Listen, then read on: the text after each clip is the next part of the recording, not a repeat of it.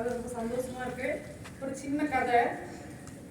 ஒரு பையன், ஒரு கல்லூரி செல்லக்கூடிய ஒரு மாணவன் வந்து ஒரு விலையுயர்ந்த கார் வச்சு நின்றுட்டு இருந்திருக்கான். அப்போ அவங்கள மாதிரி ஒரு பள்ளி செல்லக்கூடிய ஒரு மாணவன் போய் அதை வேடிக்கை பார்த்துட்டு இருந்திருக்கான். உடனே அந்த கார் வச்சிருந்த பையன் சொல்லியிருக்கான், என்ன பார்த்தவொடனே உனக்கு பொறாமையா இருக்கா, இதே போல ஒரு கார் வாங்கின போல இருக்கா, என்னை பார்த்து பொறாமப்படுறியா அப்படின்னு கேட்டிருக்கான். அதுக்கு அந்த பையன் சொன்னானா, இந்த கார் உனக்கு எப்படி கிடைச்சிது அப்படின்னு கேட்டிருக்கான். இதை வந்து எங்கள் அண்ணன் வந்து எனக்கு பரிசாக கொடுத்தான், இந்த விலையுயர்ந்த காரை எங்கள் அண்ணன் எனக்கு பரிசாக கொடுத்தான் அப்படின்னு சொல்லியிருக்கான். அப்படியா அப்படின்னு கேட்டு அப்படியே நிறுத்திருக்கான். அப்போ உடனே ஏன் என்ன போல ஆகணும் போல இருக்கா அப்படின்னு மறுபடியும் அந்த கல்லூரி செல்லக்கூடிய மாணவன் கேட்டதுக்கு, அதுக்கு அந்த பள்ளி செல்லக்கூடிய மாணவன் சொன்னானா, இல்லை நான் வந்து உன் அண்ணனை போல ஆகணும் அப்படின்னு சொன்னாங்க. இந்த கதையோட நீதி என்ன அப்படின்னு உங்களுக்கு புரிஞ்சிருக்கும்.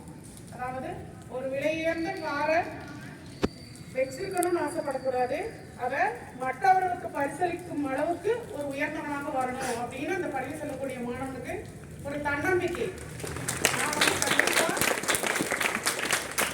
வாழ்க்கையில உயர்ந்தவனா வந்தேன் அப்படின்னு சொல்லக்கூடிய அந்த ஒரு தன்னம்பிக்கை. தன்னம்பிக்கை இருந்தால் கண்டிப்பா வாழ்க்கையில வெற்றி பெற முடியும். தன்னம்பிக்கை, விடாமுயற்சி, சுய ஒழுக்கம், இது 3 இருந்தா கண்டிப்பா நம்ம வாழ்க்கையில வெற்றி பெறுவோம். அனைவரும் வாழ்வில் வெற்றி பெற வாழ்த்துக்கள். நன்றி.